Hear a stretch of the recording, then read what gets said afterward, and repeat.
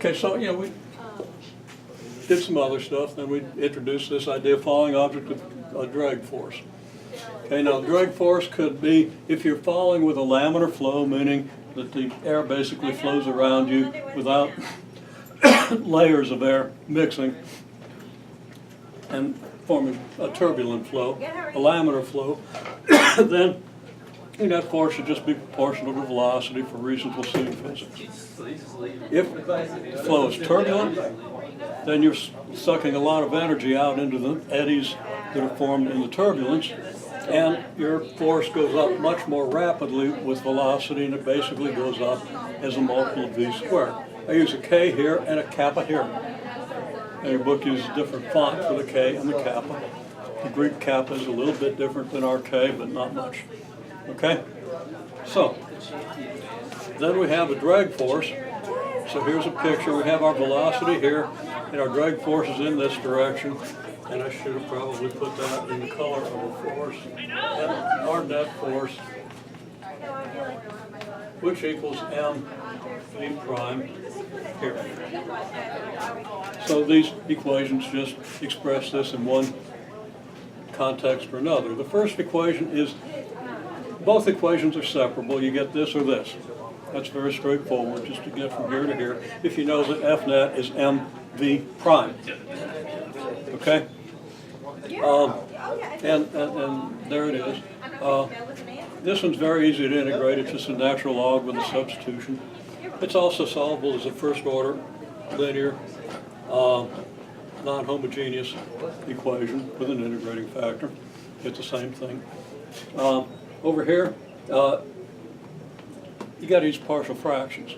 And there's a question how you factor that. Well, I'll show you. So use partial fractions. Now when you do this, you get through all the familiar stuff. I messed up some details, there's some erasures. But, you get through all of this stuff, and you find that the velocity is mg over k plus or minus a e to the negative k over mt. As t approaches infinity, this approaches 0. So your velocity approaches mg over k, and that's called your terminal velocity. In the graph of velocity versus time, there's your mg over k. You're going to approach the terminal velocity here, or perhaps here. If you start out too fast, air resistance will slow you down. Okay? If you start out slowly, then air resistance will will eventually balance the gravitational force, and you'll speed up more and more slowly. Over here, the partial fractions.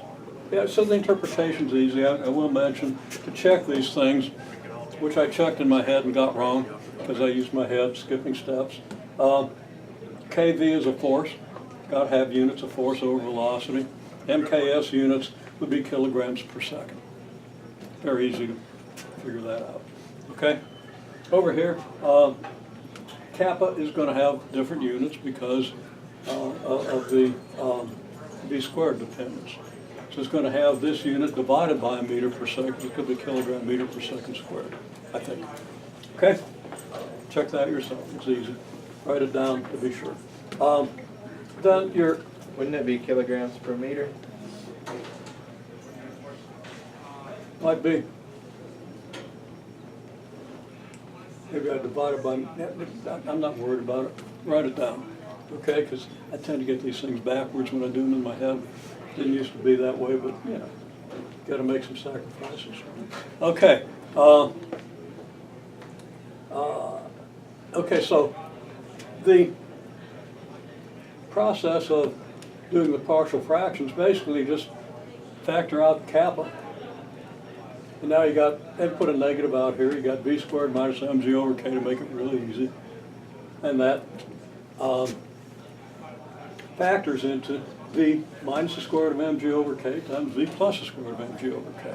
Very straightforward. And then you just do the partial fractions thing. Interpretation's a little harder. I'm going to ask you to work this out, see if you can interpret it, but we'll talk about interpretation next time. Okay? And then there are all kinds of different situations. You start with a greater than a terminal velocity, less than a terminal velocity. What kind of terminal velocity do you get for this one? And so forth. Okay? And you can kind of directly reason out terminal velocity. You just set the drag force equal to mg. Right? Set this equal to mg, what do you get? You get mg over k. Right? So set this equal, you get the square root of mg over k. Be your terminal velocity. And you think about what all that means so you can interpret the solutions of these equations, which is as important as being able to solve them.